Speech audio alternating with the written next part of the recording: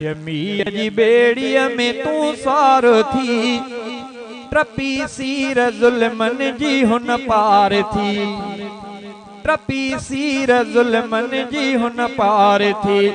जमीयत जी बेड़ीअ में तू स्वार थी, जमीयत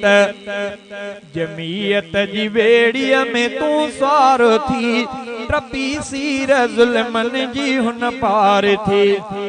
घुरे सब जो मौलाना ई खैर थो, गजे जा बजाज सचो शेर थो, ड्रिजे मुंहिंजे कायद खां हर गैर थो। नारे तकबीर, शान मुस्तफा, जमीयत उलमा इस्लाम, कायद जमीयत हजरत मौलाना फजलुर रहमान। नारे तकबीर। घुरे सब जो मौलाना ई खैर थो। कोई भी ना आज साहब स्टेज ते तवां जे सामू ईंदो, सब साथी अचो वेही रहो, कोई भी ना उथे। साईं हाज साहब तवां जे सामू ईंदो, तवां ज़ियारत कंदो, सभई वेही रहो। घुरे सब जो मौलाना ई खैर थो, गजे जा बजाज सचो शेर थो, ड्रिजे मुंहिंजे कायद खां हर गैर थो, ड्रिजे मुंहिंजे कायद, ड्रिजे मुंहिंजे कायद खां हर गैर थो, मिठे मुल्क पंहिंजे जो सालार थी। जमीयत जी बेड़ीअ में तू स्वार थी, ट्रपी सीर ज़ुल्मन जी हुन पार थी। चढ़ियल बेड़े जंहिंमें थी रब जा वली, वलियन जे कश्तीअ ॾे अच तूं हली। चढ़ियल बेड़े हिन में थी रब जा वली, वलियन जे कश्तीअ ॾे अच तूं हली। जमात जमीयत जी आहे भली,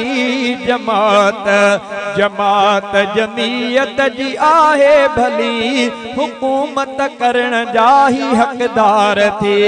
कंदो कायदे सिंध जेको हुक्म, न हटंदासीं पुठिते ख़ुदा जो कसम। चओ इंशाअल्लाह। नारे तकबीर। कायदे सिंध अल्लामा राशिद महमूद सुमरो, कायदे जमीयत हजरत मौलाना फजलुर रहमान। नारे तकबीर। ओ कंदो कायदे सिंध जेको हुक्म, न हटंदासीं पुठिते ख़ुदा जो कसम। दिलेरीअ में दिल भरो आ राशिद उतमो, दिलेरीअ में दिल भरो, दिलेरीअ में दिल भरो आ राशिद उतमो, दिलेरीअ में दिल भरो आ राशिद उतमो।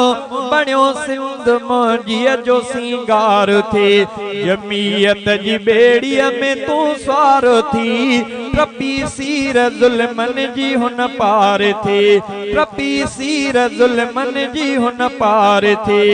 तो पीपीअ खे आज़माए ॾिठो, ऐं लीगन खे सीने लॻाए ॾिठो, पीटीआई सां नातो निभाए ॾिठो, पीटीआई सां नातो निभाए ॾिठो। बणी पीटीआई बि गद्दार थी, बणी पीटीआई बि गद्दार थी। जमीयत जी बेड़ीअ में तू स्वार थी, ट्रपी सीर ज़ुल्मन जी हुन पार थी। सिगो नारा तकबीर वारा हणी, उथी तो जमीयत जा झंडा खणी। नारे तकबीर। परचमे नबवी जिंदाबाद, जमीयत उलमा इस्लाम जिंदाबाद। नारे तकबीर। सिगो नारा तकबीर वारा हणी, उथी तो जमीयत जा झंडा खणी। सिगो नारा तकबीर वारा हणी, उथी तो जमीयत जा झंडा खणी। फत ॾींदो हाणे, फत ॾींदो हाणे असांखे धणी, फत ॾींदो हाणे असांखे धणी।